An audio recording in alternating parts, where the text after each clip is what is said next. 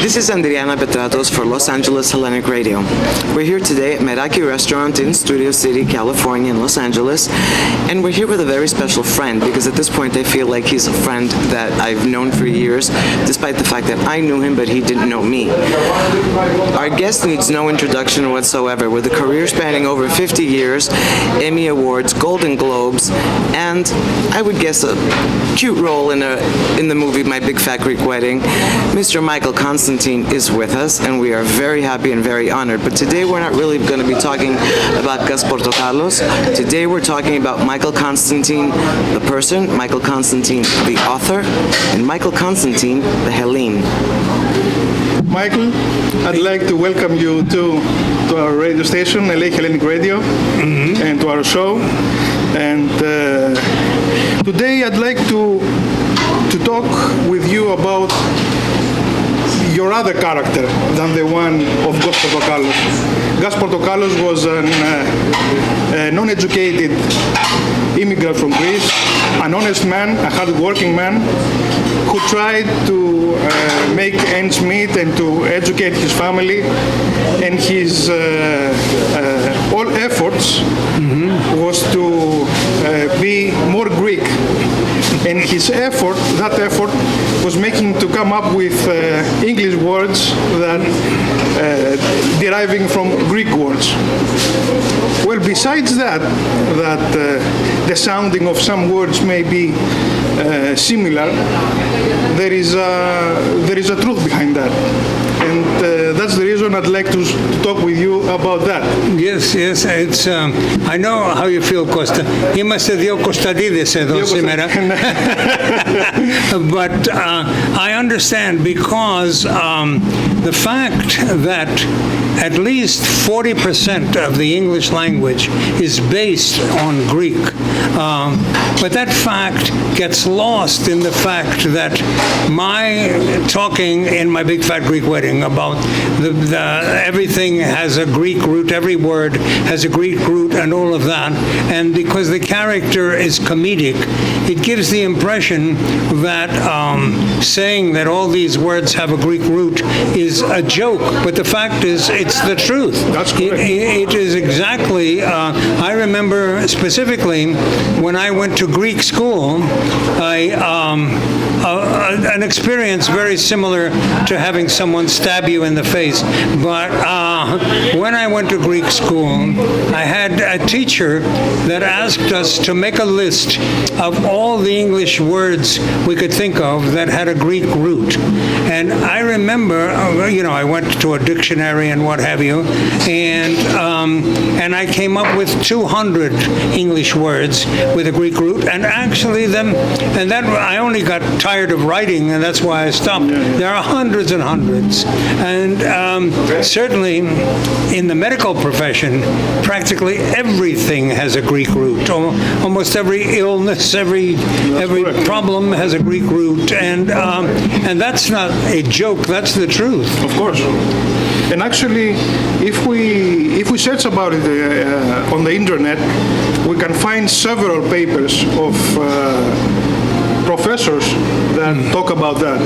Actually, one paper of Professor David Crystal mentions that more than 2/3 of the English language is deriving from the Latin and the Greek. He went past my Greek school teacher who said only 40%, but I can see the point. Yes. When you consider that so much of the Latin came from the Greek. At the risk of sounding like Gus Portokalos, we came first. The Greek language came sort of before the Latin, and you can see where many of the Latin words are derived from Greek. Of course. I'd like to continue this conversation without sounding like Gus Portokalos, but these are important things. I think maybe many of the people who see the films think that well that's just a joke. Well, no, it isn't. Of course. Even though Gus Portokalos may not be the most brilliant guy in the world, nevertheless he has a point. I like your bringing that subject up because unfortunately there are a lot of people in this country that don't have a clue where any of their words came from. What was the ancient Greek expression about that? Thank you for bringing that. It was Antisthenes. Antisthenes, a student of Socrates, who said that αρχή σοφίας ή των ονομάτων επίσκεψης, which means that in order to be wise, you have first to look into the words, to study the words, to see how they are composed, what they really mean. Yes. And that's, I think, visiting in quotes the words is the most important thing for the man in order to understand what how his thinking is and how to find the truth behind the words and in his life. Yes. This is a very important message from Socrates and his students. And actually Socrates, if you read the classic literature, Plato in his dialogues with Kratilos has a whole book dedicated to how the names came from. Actually, this is the book. It's Plato and Kratilos. It's a dialogue between Socrates and Hermogenes, and they talked about how all the names came from. And actually, you can see a Gus Portokalos, but a Socrates saying that this word derived from this, and it's a whole book. And this is a Greek ancient state of mind of trying to understand the meaning of the words and trying to understand from where the words come from. This is very important for our thinking and our search for the truth. That's why Antisthenes says, αρχή σοφίας ή των ονομάτων επίσκεψης. In order to be wise, you have to understand the words. You have to understand how the words come and how they are synthesized. Even in my limited, I am far from a producer, a professor of Greek, but even with my limited knowledge, I will hear a word in English with a Greek root, and they'll tell me what it means in English, and I think, that's not exactly right. It doesn't mean exactly that in Greek. There is like either a second meaning or a deeper meaning or something like that. And imagine, if I knew the ancient Greek, the Kostas knows the ancient Greek. He speaks the ancient Greek, which I think is an accomplishment similar to speaking Chinese. But anyhow, I think it's my obligation. I feel obliged to our ancestors, at least to study their literature and what they said. I think it's all Greeks' obligation to look at our ancestry and at least read what they said. It's very important. Oh yeah, and yes, and not only what they said, but what did they say that has been changed a little bit today from what their meaning was. Yes, that's a wonderful thing. And some people think that philosophy is something very hard and something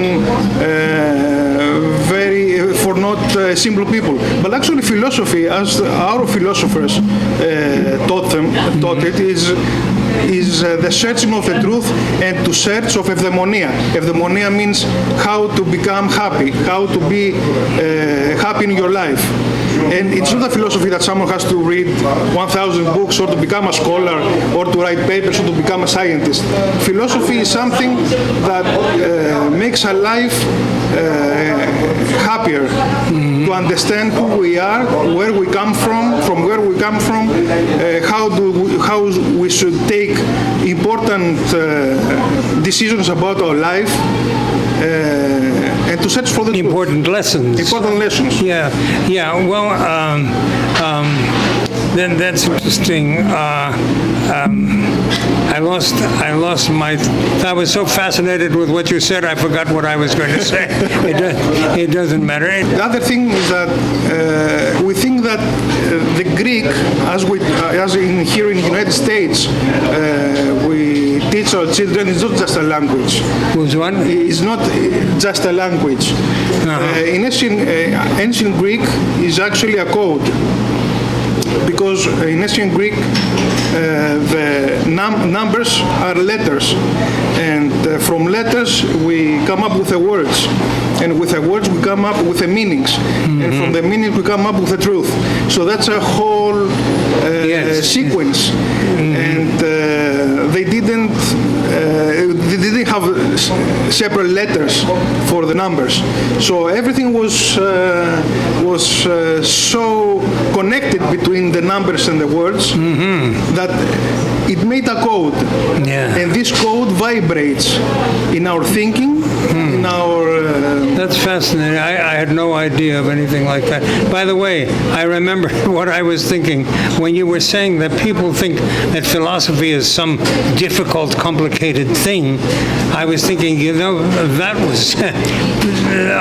the reason for that is because we had guys like Immanuel Kant and Nietzsche and people like that who were also considered to be philosophers, which they're not. Because when I read about Socrates, I can understand what he means, and Plato and all of that. I read Kant and I read Nietzsche, and I have no idea what the hell they're talking about. By the way, Nietzsche said, I hate the Greeks because they didn't left anything to say for us. They didn't left anything. They said it all. They said it all. It's incredible, though, not just in the language, their English root. I wanted to talk about the actor Michael Constantine and the man and the researcher. And I'm happy that you're researching and you're writing books. Yes. This is something I wanted to talk about.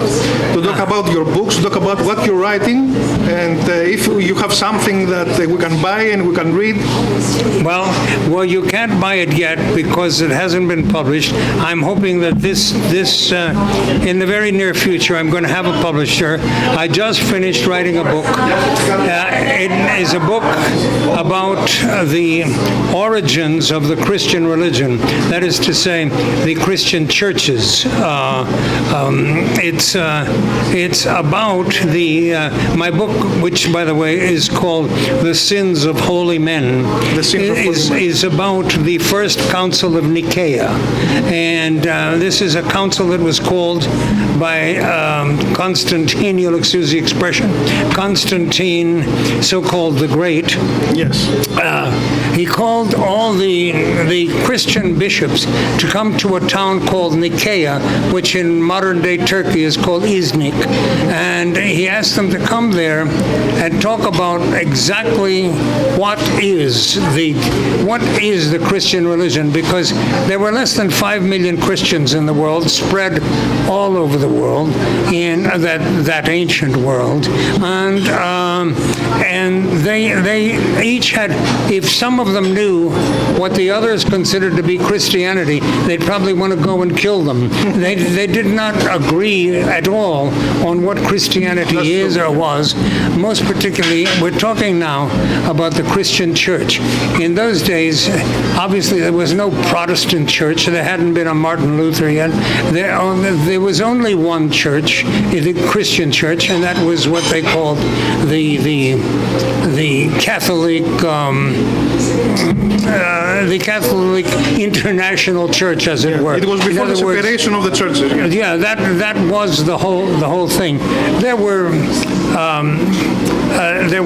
the Greek Orthodox and what have you, but they were all part of one Catholic church. And so Constantine invited them all to come to have a council at Nicaea and decide which books that they read do they think are true holy books and which are nonsense, or which are not important. And what exactly does the Christian religion consist of?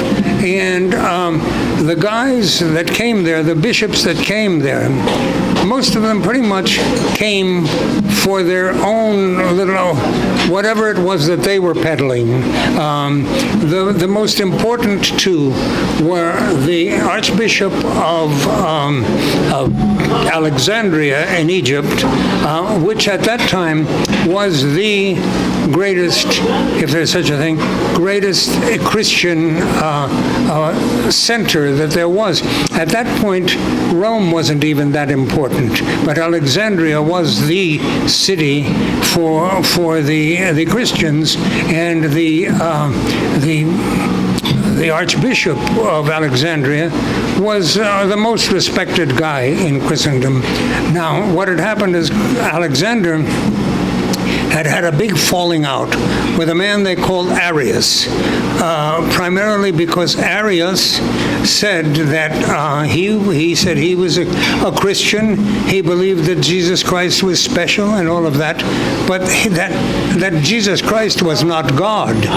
And Alexander, because his primary goal was the pushing of the Christian church to make the church renowned and bigger. He felt that if we all say that Jesus was not God, then we're going to be left behind like some old religion that is forgotten about, and that we must say that Jesus was God. And so, because Arius disagreed with that, he had called a council a few years earlier, and he had Arius excommunicated. However, Arius, this was in Alexandria, however, Arius went on to what is called today the Holy Land, Jerusalem and Tyre and Sidon and all of that, and he spoke to them there, and they believed him, and they said, well, he will not be excommunicated in our area. And so there was this constant battle between the two, between Arius and Alexander. And so when Alexander went to the council that Constantine had called, his goal was to destroy Arius. And Arius' goal, of course, was to get the approval of all of the bishops there. And so whenever, whether they were talking about a so-called holy book or whatever, if Arius said, yes, this is a holy book, then Alexander said, no, it's not. And so whatever the one said, the other one went against it. And this fight between the two of them was the primary atmosphere of that council, you know. Now, they did have other things that they discussed, some silly things like, is it more holy and religious to stand up in church, or is it all right to sit down? And all sorts of nonsense. And also interesting things like, is it all right for priests and clerics of all kinds to castrate themselves or allow themselves to be castrated because supposedly Jesus had been celibate and so and so and so and so. Now they discovered later that Jesus hadn't been celibate, that he was married, and however they could not let something like that get out, so they squashed that as soon as possible. Anyhow, this is all that's going on in the book. But there is also a love story in the book, and the love story has to do with a young man who was the who worked in the archives in Alexandria of all the holy books, and he actually had been there so long that he knew the so-called Christian holy works better than the priests did, and so Alexander had him come to the Council of Nicaea with him, and told him to bring all of his scrolls, so that whenever a question came up in the council that Arius was for, that he should find an ancient book showing that that's wrong, and so that's what the boy was there for. But while he was there, Constantine's mother was Helen. Constantine and Helen there are many churches named after them, and Constantine was a wonderful man who actually killed his wife by drowning her boiling her actually in hot milk, and had his own son executed, and did other lovely things like that. But anyhow, the Archbishop of Alexandria was having trouble getting Constantine's ear, so he went to Constantine's mother to make his point that Arius was a terrible person and should be excommunicated and all of that. But when he went there with the young man who he told him, bring your scrolls with you, because 12 years, the book takes place in 325 AD. However, 12 years before that, Constantine's mother had been baptized as a Christian. And this, I believe, was the main reason why Constantine decided to back the Christians, so to speak, and he was the first Roman emperor that was truly friendly to the Christians, because his mother was one, and Constantine was very, very close to his mother. And so anyhow, when he took the young boy to meet Helen and to bring the scrolls with him, in with Helen was Helen's hairdresser, who was also a sort of servant, turned out later a slave. And so the young man falls crazy in love with this girl who happened to have golden eyes, and he'd never met anyone with golden eyes before. And also she was a pretty bright girl, and he falls in love with her. It's like something that he wouldn't have thought of before this, because he didn't think that it was possible for him to be married, because he was an orphan, had no money, lived with the Christian clerics, and in those days you either had to have a dowry or something. You had to have either a family or money or something. Well, he had no family. He was an orphan and he had no money. So he figured, well, he'll never be able to get married.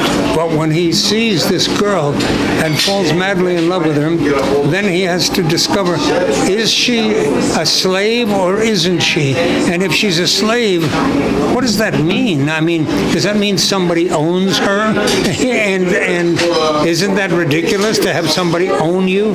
And if you love somebody and want to marry them, you have to speak to the owner. And well, he discovers that she is a slave, and over a period of time, even at first she doesn't take him seriously, but eventually they both are in love with each other. But they have to try to escape this whole thing, because she cannot leave this castle where they live, and there's no way for the boy to take her out of there, so they have to find a way to escape this thing for both of them. For the boy to escape these bishops that he's with, whom he doesn't have money. He never did. He was never able to allow himself to be baptized baptized in the Christian church because having studied all the books, he found there were too many things that gave him doubts, that he couldn't possibly say, oh yes, I'll be baptized and I believe it all. Well, he didn't. And so they have to find a way of escaping. And well, that's enough. That's enough of the plot. That's very interesting book. Yeah, I figure, look, after the Da Vinci Code, religion even is more or less marketable, and a love story is always marketable. You put the two together, and something's got to be good about this. You know? There's always have to be love. Yes. In something. Yes, that's another thing. There's all kinds of love, isn't there? And one of the things that was missing from this great council that they held then was love. And instead of them all saying, well, we're all Christians, so we should be loving toward each other, there was hatred and animosity and ready to do harm to each other and all of that, and not to mention hypocrisy. You know, so let's just hope that people pay attention, because I should say, pretty much all of the council things are true. Obviously, not the actual dialogue, because no one knows the actual words they spoke, but all of the things that they discussed were true things that they discussed, and obviously the love story is fiction, but the council stuff is true. Well, we can understand their anxiety to build a new religion, so they have to come up with a format, let's say, of rules, of faith statements that have to be done in order to establish a great, as Constantine imagined it, envisioned it, a great religion that would fit his political views, his mother's, and the whole Roman Empire. That's right, because one of his things is that although he is more interested in helping his mother, but at the same time, he's very much aware that being the Roman emperor and being the first Roman emperor that is the emperor of the entire Roman world. Correct. Before that, there were either 4 Caesars or different men running it, but he was the first emperor, sole emperor, and he feels that although he does not want, like the ancient Greeks, to feel that their kings are partially gods, that he does not claim to be a god, but he cannot allow the Roman emperor to look foolish. And so he cannot allow this religion to look foolish because he is backing it. You know? And so it made him very, very pro, but he tells them, now look, you've got to come up with at least one thing that encapsulates the whole religion, a creed that encapsulates the whole thing, so that when someone goes to become a Christian, to be baptized or what have you, you read this thing so that he knows exactly what is a Christian. And so they come up with the creed, which is spoken in the Catholic churches, in the Greek Orthodox churches, and all of them all over. But that was, as far as the council was concerned, the reason for that creed, Alexander came up with it, and the reason for that creed was so that within the words of the creed, they could put in that Jesus was of the same homoousios, of the same element as God, meaning he was God. He was made out of the same thing God was made out of, and so all of the bishops thought that was a beautiful sounding thing, whether they understood it or not, and so they would get to vote. You see, so they voted yes, we'll keep that creed in. So then Constantine said, thank God they've agreed on something, and he said from now on, every book, every statement that disagrees with that book will be burnt, and the people executed who claim they disagree with that creed and with what the council came up with. And actually, that was the time where Dark Ages started to kick in, kicking out all the ancient Greek thinking and philosophy and everything. Yes. And under Constantine's vision of one empire, one religion, one everything, the first, let's say, inventor of παγκοσμιοποίηση, of one world order, one religion, one everything, under one emperor. Absolutely. That, for him, that was the big thing, under one emperor. Yes, it's just incredible, the things that they came up with. Many of the bishops in the council didn't even understand what they were voting on or what it was about. They would go, one of them is saying to another at one point, just pretend like you know what they're saying, or they'll think that we're farmers from the. And the other guy says, but I am. He says, yes. Be quiet. All these are historic facts. Yes, yeah. So anyhow, when I get a publisher, I hope everyone will read it and like it. I hope, I'm looking forward to it. Good. And I think many people are looking forward to see the real Michael Constantine. Yes, and what the basis was of the Christian religion, because without Constantine and without that council, there is a very good chance that there would be no Christianity today, because I'm trying to think what was the name of the other religion Mithraism. Mithraism. No, Romans were... not Romans, no, before that. Anyhow, you see at one point in the book, a guy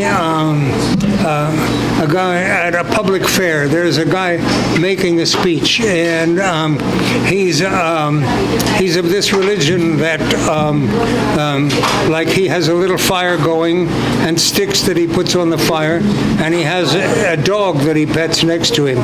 And this religion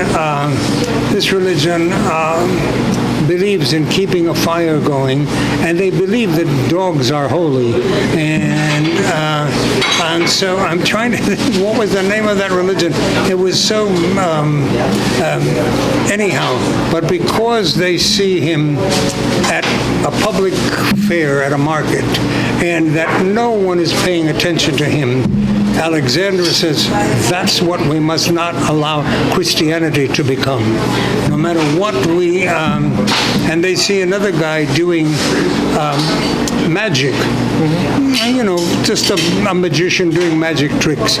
And Alexander says to the young boy, do you see how many people are watching the magician, and how many people are Zoroastrianism, that's what it was, and how many people are listening to that Zoroastrian. The Zoroastrian has nobody there listening to him, and the magician has all these people looking at his magic tricks. He says that's why we must never lose the miracles in the books, because people want magic. And So that's it, Zoroastrian. That's the word. He says we don't want to become like the Zoroastrians that are a dead religion and nobody bothers with them. And that's what he does not want Christianity to become. Whether Christianity is true or false, he wants to make sure that they are big and powerful. And obviously he won, They became big and powerful, and they're still big and powerful after 2,000 years. So Constantine was great in the sense that he was really a mind of making things last forever. Good or bad. Right. I don't think even he had a notion that religion could last for 2,000 years. But he just wanted it to be thought of seriously while he was alive and while he was emperor, and not made a joke of, And so I don't think he could think 500 years ahead or 1,000 years ahead. But that's what it was. Maybe he was thinking about Alexander and what Alexander's goal, Alexander the Great, was to unite Greeks under one empire, one religion, one educational system. Right. So he was trying maybe to do that, yes. that Alexander wasn't able to finish. Well, but I have one of the characters in my book says he's a Greek character in the book, and he's very angry with this priest, and he says, he says. I used to love to go whenever I went to Athens. Now I'm a captain of a ship for the Roman Empire. But I used to go whenever I was free to go to Athens because I loved to see the ancient Greek plays in the theater. And they were wonderful because sometimes even the comedies had a very serious lesson to teach. And they were wonderful. And now these Christians are starting up, and they're not coming up with anything. It's like we came up with science and philosophy and even democracy and all of these things. And what do these religious people come up with? Nothing. In fact, ever since they've been taking over, we haven't come up with anything new. Because all they care about is if you sin, you will go to hell, and you will burn in hell for eternity. Now, what religion, what insane person could come up with the idea that you will burn not just until you die? After you die, you will keep burning. I mean, this was a psychopath that invented this, Michael Constantine, for me, besides his more than 50 years of success in the acting, is a philosopher, he is a thinker. I don't think that anybody doesn't know about Michael Constantine's career, and especially here in the United States, from the Broadway, from the television, from the philosopher films. Comes from friend of learning, of wisdom. Friend of wisdom. And the friend of truth. That's why I say you are searching for the truth, and this is the basis of a philosopher, to try to find the truth. Yes. And I'm not claiming to be a philosopher, and I'm not claiming that I'm a great finder of the truth. But we all would like to know something, wouldn't we? That's good. We never find maybe the 100% of the truth or the light. Right. At least many of us. But at least we can try. We can try to educate ourselves. We can try to follow our ancestors' steps. To try to think correctly, to try to speak our language correctly. Socrates said,